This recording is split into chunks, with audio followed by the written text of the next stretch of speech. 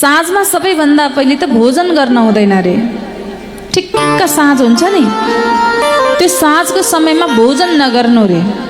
कि त सूर्यास्तभन्दा अगाडि गर्नु कि सूर्यास्त भइसकेपछि गर्नु। ठिक्क सूर्यास्तको बिचको समय, त्यो समय भोजन गर्यो भने स्वास्थ्यमा पनि हानि हुन्छ भनेको छ। साँझको सन्ध्याको समय भोजन नगर्नु, साँझको समय नपढ्नु रे। साँझमा पढ्नु पनि हुँदैन रे। अध्ययनहरू गर्दै हुनुहुन्छ भने सन्ध्याको समयमा, कि सन्ध्या पूर्व कि सन्ध्या पछि।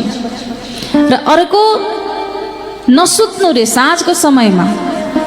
सुत्नु भने आँखाको नेत्रको ज्योति क्षीण हुन्छ भनेको छ। र अर्को एउटा काम छ, सन्तान प्राप्तिको काम नगर्नु रे।